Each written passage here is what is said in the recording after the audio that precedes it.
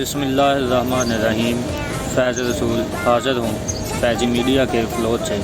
تمام سننے اور دیکھنے والوں کو السلام علیکم۔ 14 اگست کی مناسبت سے ایک انتہائی شاندار اردو تقریر لے کے آپ کی خدمت میں حاضر ہوں، لیکن اس سے پہلے اگر آپ نے ہمارا یوٹیوب چینل سبسکرائب نہیں کیا تو اسکرین پر موجود بیل آئیکن کو کلک کریں، ویڈیو کو لائک کریں اور اپنے دوستوں کے ساتھ زیادہ سے زیادہ شیئر کریں۔ تو اب چلتے ہیں آج کی تقریر۔ نحمدہ ونصلی علی رسولہ الکریم، اما بعد فاعوذ باللہ من الشیطان الرجیم، بسم اللہ الرحمن الرحیم۔ پنجاب کے بنگال کے جوان چل پڑے، سندھی بلوچی سرحدی پٹھان چل پڑے، گھر بار چھوڑ بے سر و سامان چل پڑے، ساتھ اپنے مہاجر لیے قرآن چل پڑے، قائد ملت بھی چلے ہونے کو قربان، کیونکہ یہ تھا قائد اعظم کا پاکستان۔ صاحب صدر ایک جذبہ جنوں جس کی تپش کو اپنے سینوں میں محسوس کرتے اور کبھی ہمت نہ ہارتے ہوئے، ایک ایسی جستجو کرنے کے بعد آسمان کی بلندیوں کو چھونے کا من کرتا ہو۔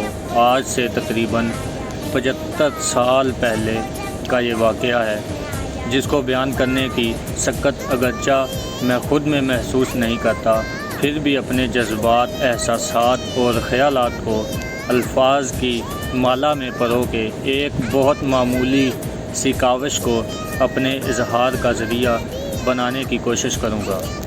واقعہ اتنا عظیم کہ جو تاریخ انسانی نے کبھی نہ رقم کیا ہو، جذبہ اتنا بے لوث کہ جس کے سامنے دو عالم کی ہر مخلوق بے بس نظر آئے، اور مقصد اتنا عظیم کہ جس کے لیے اس کائنات میں لفظ انسان کی بنیاد رکھی گئی تھی۔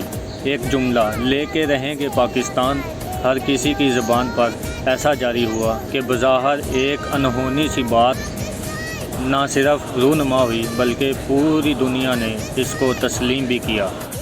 چلو کہ توڑ کے رکھ دیں ستم کی زنجیریں، چلو کہ توڑ کے رکھ دیں ستم کی زنجیریں، حسین خواب کے منظر سبھی امر کرتے ہیں۔ بر صغیر کے وہ تمام مسلمان جو ذہنی طور پر غلامی کی زنجیروں میں جکڑے جا چکے تھے، ایک نئے ولولے کے ساتھ اٹھ کھڑے ہوئے۔ پھر انہوں نے نہ ہی تیز و تند طوفانوں کو دیکھا اور نہ ہی بکھرتے سیلابوں کو، بلکہ اپنی ایک الگ ریاست خدا داد کے لیے ہر طرح کی جانی و مالی قربانی پیش کی۔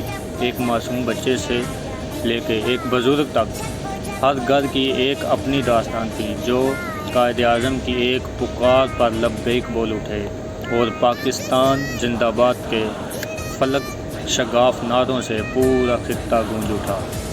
وہ لے کے حوصلہ و عزم بے پناہ چلے، وہ لے کے حوصلہ و عزم بے پناہ چلے، وہ لوگ ہنستے ہوئے سوئے قتل گاہ چلے۔ غریب نکلے رجز خاں تو اہل دل نے کہا، غریب نکلے رجز خاں تو اہل دل نے کہا، کرو سلام کہ ہمت کے بادشاہ چلے۔ 14 اگست 1947 یعنی آزادی، جس کا مطلب وہی سمجھتا ہے جو اس سے پہلے کی تاریکی میں جیا ہو۔ کائنات کی ایک ایسی نعمت جس کے حصول کے لیے غیر معمولی تحریک چلی، اور وہ روشن صبح طلوع ہوئی جب پاکستان مارز وجود میں آیا۔ یہ کہہ کے دل نے میرے حوصلے بڑھائے ہیں، یہ کہہ کے دل نے میرے حوصلے بڑھائے ہیں، غموں کی دھوپ کے آگے خوشی کے سائے ہیں۔ تاریخ دان لکھتے ہیں کہ پاکستان کی آزادی محض ایک قوم کی ایک الگ وطن کے لیے جد و جہد ہی نہیں، بلکہ اس تحریک میں اور بھی بے پناہ رنگ شامل ہیں۔ مثلاً اتنی بڑی ہجرت دنیا کی تاریخ میں کبھی نہیں ہوئی جب لاکھوں لوگ ایک ملک سے دوسرے ملک صرف اپنی آزادی کے لیے چل پڑے۔ یوں لفظ ہجرت کا مطلب بھی واضح ہوا۔ ایک اور لفظ قربانی بھی اسی عبارت ہوا جب لاکھوں لوگوں نے اپنے بسے ہوئے گھروں کو چھوڑا اور نئے گھر بسانے چلے، جب انہوں نے اپنا کاروبار چھوڑا اور اپنے پیارے، اپنے عزیز و اقارب، رشتہ دار، دوست سب کو یا تو چھوڑ دیا یا پھر ایک لفظ پاکستان پر قربان کر دیا۔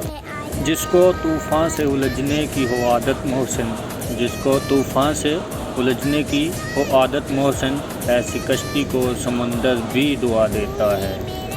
قائد اعظم محمد علی جناح کی پرعزم اور ولولہ انگیز قیادت نے جب ایک ارادہ کر لیا تو پھر صرف قدم بڑھائے، تبصرے نہیں کیے، پھر احترام کیا، تنقید نہیں کی۔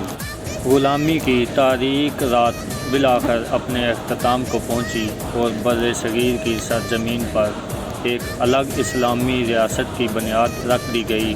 آزادی کا سورج طلوع ہوا تو جیسے گلشن میں بہار آ گئی، پرندے چہک اٹھے، پھول مہک اٹھے۔